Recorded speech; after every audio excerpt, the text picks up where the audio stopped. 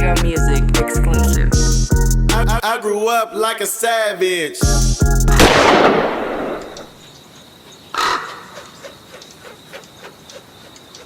Love that he really trying to figure me out. Right. Like, Right. you know what I'm saying? So track is just a different type of situation. So It's definitely mental. if you talk and you don't do one thing right that you always supposed to do, Yeah. so You in high school though, in your senior year, you had 8 interceptions. yeah, Ran 5 of them back. yeah, That's cold. yeah. that's I thought I was Dion. I thought I was of Charles course, Wilson. of course. Like, you know what I'm saying? I play a QB. I play for my old man. Yeah. Like, I got the You showing out. light. Yeah. It's like me and who? It's like, somebody in basketball. Like I got the green light. But how much of this? So because you are a superior athlete, Yeah. right? So, but just for the youth, how much of that is preparation though? Because I heard you say you and Pops didn't talk a lot of football, only when y'all watched film and like study like for the games. But y'all didn't. But a lot of youngsters won't do that. They'll jump on Madden the night before an important game and just play all night. It's always about how you do things. Yeah. Never gonna take away the actual kid time. Right. Like, you got to give the kid time. You know what I'm saying? In proper situations Mm-hmm. on your time. Mm-hmm. You know what I'm saying? So if you at home and that's how you want to prepare, that's how you prepare. When you got them in a hotel, this is how we prepare. Right. You get what I'm saying? But as a kid, just growing up, it was always meetings in my house. Every The whole Sunday. team. No, coaches meetings. Oh shit. Since I've been alive, it's been coaches meeting in my house. So it was nothing for me not to know what was going on. Right. On both sides of the ball. So I thrived as a youngin on defense, but I played quarterback my whole life as a youngin. Yeah. So I just waited my turn until I got my opportunity. That was really my senior year where I was just like, you the man at QB. Yeah. You get what I'm saying? Yeah. But I'm still holding this island down like Revis. Yeah. Who was your favorite corner all time? I mean, you got in my era, Yeah. Just who you looked up to before you turned transfer pro. over. Before you turned pro. Before I turned pro, I mean, Charles Wilson, Yeah. Dion. Yeah. Like, you can't really go away from those type of guys. And being in my neck of the woods, seeing Charles Wilson for real at Michigan. Yeah. Got that Deuce on. I'm a Deuce. So I really like how it was going on. And my Charles best Wilson. friend was really a Michigan friend. Okay. So I chose O State. Yeah. Just on the one-on-one batting. I wasn't really like that real in-tune athlete Right. type person. But Right. I knew the superstars. Like it's almost like how it is today. I was already like that. Yeah. Like, Yeah. I only like him and him. Him. Yeah. And them. Like, you know what I'm saying? Like, You Roy Hall in 06, the TD celebration and the injury. What was that like? What was that like? I mean, you can't blame somebody for celebrating. Yeah, I not blaming him, but I'm saying because it's like in any situation where you have an injury, it's crazy, right? Yeah, but it goes back to one thing my father always said: we don't celebrate at the touchdown. That was a rule for us back when we was kids. You couldn't go through there and put your hand up. You were supposed to do the Barry Sanders? You get the ball to the ref or go to the sideline or bring the ball to the sideline. Yeah.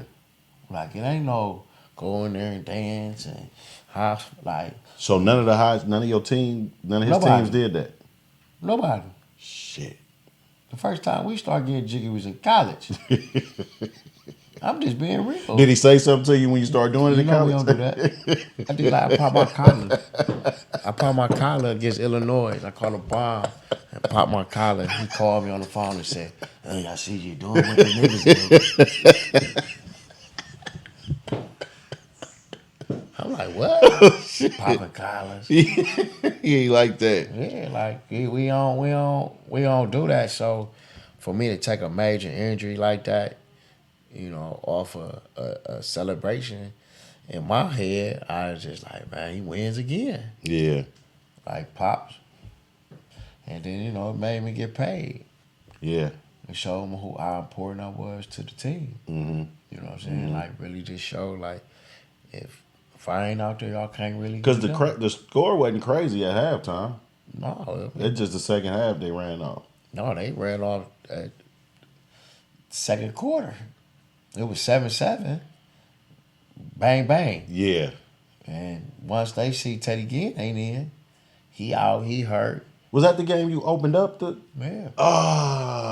Yeah, you opened up that with like a, what was that, like a 80-something, 90-something Yeah, yard? that's crazy. I just seen Ray McDonald at the game this weekend, the 49ers game. Yeah. He walk up on me, he slim. You know, he ain't the same Ray. Right. He looked like the Ray 20 years ago at Florida. Yeah. When he was like, oh, here I come all night, Troy. He came all night. All night. Yeah. Yeah, that was a 93-yarder. That was crazy. And one thing I like about you too is where I could tell like kind of like your era of football, like where you come from, and those plays where you make something out of nothing, right? That's damn near like I done seen you do some Tecmo Bowl shit. Yeah. When you going lateral, you know what I'm saying? That's different. When you start going this way, you know that's a no-no. Like when you start doing this shit, you a bad motherfucker. Like you know what I'm saying? But I seen you do it so many times. Is that like just instinct from? Like, you know, we learned that shit in the street first. Yeah, I mean, playing street ball. Well, you got. I'm a coach's son, man. So I used to be, 4, 5, 6. Oh, ball fades. Yeah. Yeah. Oh, I'm Yeah. all day. Yeah. Yeah. Ooh, fresh alcohol. Oh, I got about 10, 12 guys on me on the team, ready for me. Like, as soon as I catch your little ass, Right. I'm fucking you up. Yeah. Yeah. And that gave me to get from the bottom of the school to the top of the school right now. Right. Cause they mad. Mad. I'm talking. I got fingerprints. Right. Yeah, in the team room, they get a fresh cut, come out, looking in the mirror. You know how your boy cut you at school? Yeah. Oh yeah. Boom. I ain't had nothing to do. After a while, it was, I'm juking 8 guys. Right. Trying to get to the old man because they really going, like you hear me like I'm a grown man on the low. Yeah. I'm like, they really trying to kill me. Mm-hmm. Like, you get what I'm saying? Then I start running with guys, like my sister and them. I'm running at track meets, you know what I mean? Like track practice, stuff like that. I'm competing with guys, and then I'm going there early in the morning before school. I'm hooping at the school before I walk over to my own school. Yeah. So I was just always around older guys doing older things. So when I got with somebody my age, it was like, man, you couldn't touch me. Couldn't touch if I me. expect you got some confidence. Right. Like, Yeah, I'm too much for y'all. Yeah, I'm getting picked up by the older I'm too guys. much for y'all, man. You know what I'm saying? But it's the how it is in the streets now Yeah. for the babies. Yeah. Like, That's a fact. Kids. Like, the old guys come through and they show them a way. And they like, man, I don't care about what's going on over there. I'm Yeah. over here because my life at home ain't what we wanted to be.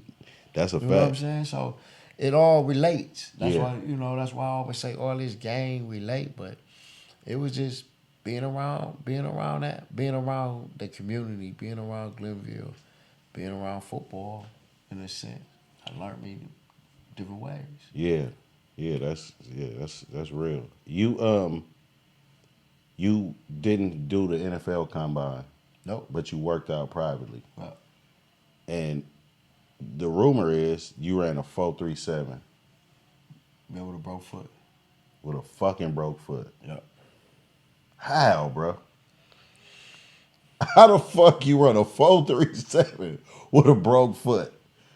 What the fuck was going on? Like, how? Just mental toughness. Like, I knew I wasn't really all the way healed, but I had to show the people something. Bruh. That was just in the time that we was in that Bruh. you ain't got to do that now. Bruh. You just walk right on in, get drafted, and go get rehab. Man, that's some crazy shit right there. That's amazing. Like I mean, and then went out and ran 3 outs and fell on my face. Ran 3 outs. because you couldn't I plant. couldn't plant. Ah, So my coach that drafted me, it's real. My coach that drafted me, and then the coach that had drafted Calvin Johnson at the time. There was 2 black coaches. yeah, One named Robisky. I can't remember the other coach name. They was the coolest coaches. They both walked up to me and said, "Stop." Like, you showed me enough by just getting up off the first one. right. You know what I'm saying? To go 3 times and fall. Like, I see what's going on. I understand what's going on, but they don't. They don't. Right. You know what I'm saying? Yeah. Go on here and wrap it up. Bro. We know what we got on our hands. Yeah, that's and so you went 10, Nah. 9 in the first round. Mm-hmm. And just top 10 Yep. NFL. Yep. And you go over Brady Quinn. Everybody expecting them to take Brady Quinn. Yep. They need a quarterback. They need a quarterback. So what is it like going into a city where the fans is I always watch the draft and hear that fucking booing on draft day, but like I'm not a player. I'm not getting drafted. So that got to be the weirdest shit. Like, I'm coming to help y'all win. Of course, the excitement of making it to the league. That's the dream, right? But them wanting the fans wanting a different player in the organization. Like, what was that like? I mean, you going into a hostile environment. I ain't gonna, it's just you go in and you just gotta take it for what it's worth. You got people that's gonna have their opinion, and you just went through it as a freshman, where everybody got their opinion of how it's supposed to go. It's just money involved. Right. But you got guys that didn't like the decision, didn't understand the decision. They getting older.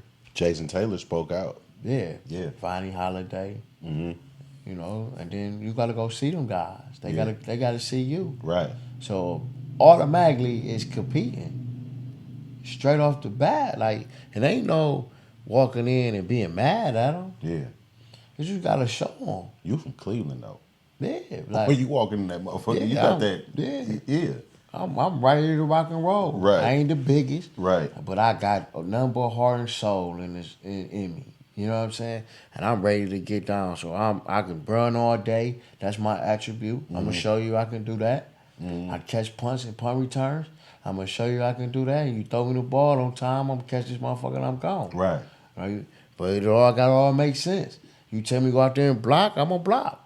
You tell me go get on defense, I'm going to get on defense. Yeah. You get what I'm still was playing with the quarterbacks. Like, bro, I got better eyes than you. I throw this better than you.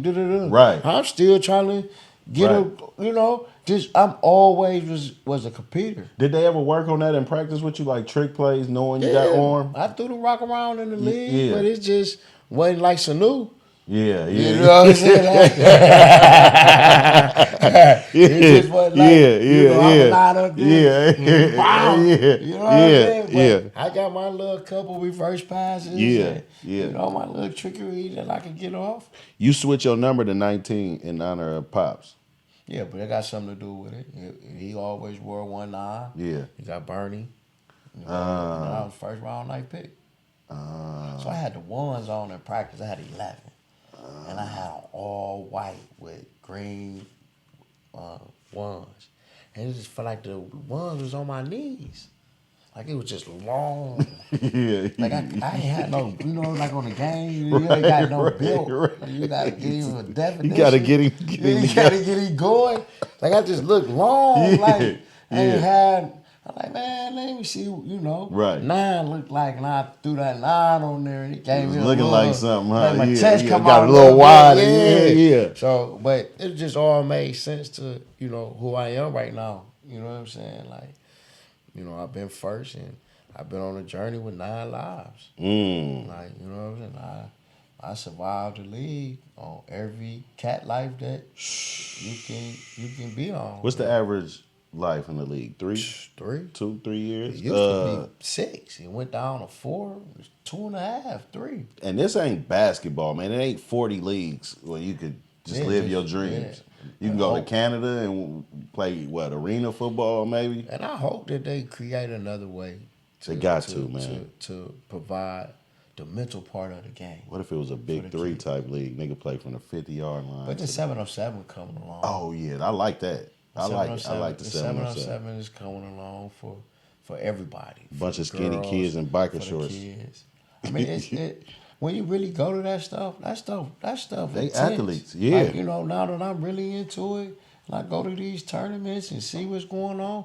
If you don't really have a plan, you can't go out there with no bullshit. Right. They playing. They running up and do all that stuff. And, I'm seeing them. Oh my God, it's exciting just to see how more talented the kids are than we were. Yeah. Like we were just happy to roll with our left on the Right. back. You know what I'm saying? I Man. could dribble and go left. Like, and finish. Yeah, and slap glass. When nigga first slap glass, you slapping glass all day.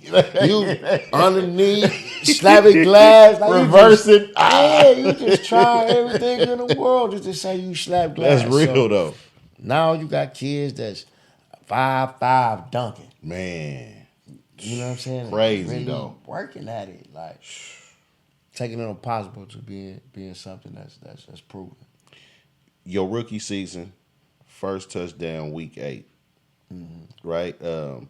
Did you feel like you wasn't gonna be a target already because like again, ready to make something out of nothing? Yeah. It seemed like you always had the attitude, well, however it comes, it's coming. I'm gonna just play.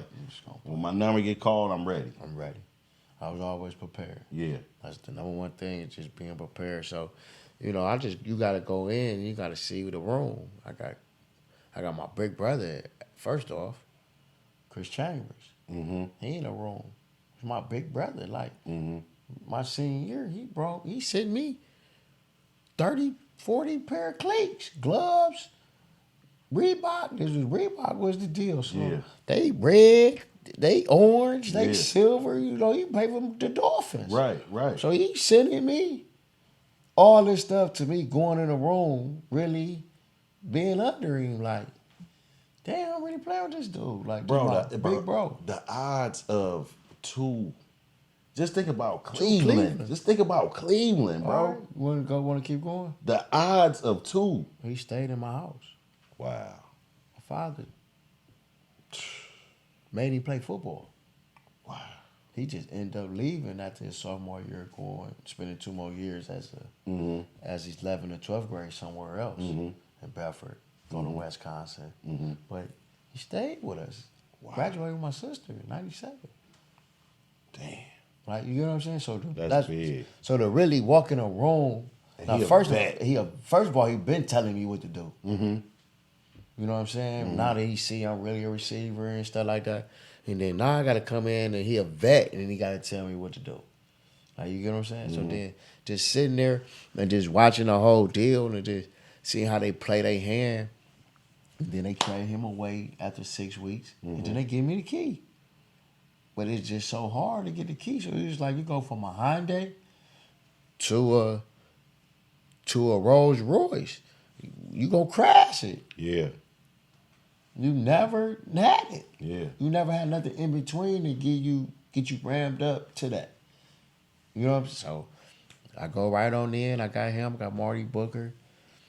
So, and then the next year it's just me. And then we get Devon Best from out here. Get Greg Camarino. You know, so you get all these West Coast guys. Stanford, Hawaii, you know. So we all coming in. They all really walk-ons, what you want to say. Right, Free right. agents, you know. I'm the real guy. And then we just turned out to just turn it on for 2 years. And we just get it on. That's what really made the Bay Connection really be a Bay Connection, is those 2 guys. Yeah. Because now I get Jeff Camarillo everywhere I go. He a big principal around here. And then you get the best side where I get to meet Mo and all the people that's around here, Mama Best and all them. And, you know, then I get traded out here to San Francisco. and then best of them get traded to Cleveland. To Cleveland, yeah, that's crazy. That's crazy. You know? That's crazy. How this stuff goes. That is crazy. We all circle the same way. So as I get here, I go pull up on Mama Best. Mm-hmm. Pull up on Mo. Like, I don't know nobody. You know? Something that I didn't ask you, too, about your childhood was Cleveland, the Browns going and returning. Yeah. What was it? Because I'm similar to tough. Oakland, just like us, you know what I mean? They gone again, but it's tough. It's tough because, like, it's a moneymaker for your city at that time. Mm-hmm. You know, we was playing at the Brown Stadium as kids. Yeah. At halftime.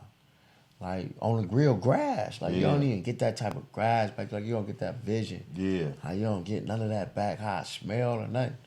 Like, you know what I'm saying? That stuff just be real. So you're just glad that we was able to touch it and cherish it. Yeah. But it put football sense into you, put football season into you. Like, you know what I'm saying? To season you to a different type of guy. Mm-hmm. That's real though. I had to bring that up because it's important. Like us being here in Oakland now, losing 3 major sports franchises. It's just like, man, that shit like. Then it's like, what do our city got? You feel me? What like do the kids? How do we eat? Like, how do my mama? How do my certain people around in the neighborhood? How do they like? You gotta realize when they get a job at Orca, you know, it ain't just for basketball. Right, it's for everything. It's for everything that go on in there. So you take the main deal out of the city, then that we gonna get more people getting their house broken into, more stuff going on because people got extra people that they gotta feed and eat. That's a fact. And they done already looked out for you, so it's just like you can't depend on them to do nothing. So you gotta go out and do something. So it's a tough time. It is. And you know, like we always know, money walk, bullshit talk. That's a fact. They killing they stuff, killing our cities with this entertainment. Stay on blue. I'm just trying to stay racked up like you. Put an 8 in a 1 and do magic. Tryna stretch hair on like elastic. Eco-friendly drug dealer, I don't waste no plastic. Use all 4 corners of that baggie. All I ever wanted was a bankroll. So I pull up on Champ before the bank close. Say no to stank hoes and stank clothes. No paramedic pimpin', nigga, we don't save hoes. Yeah, rest in peace to Lil'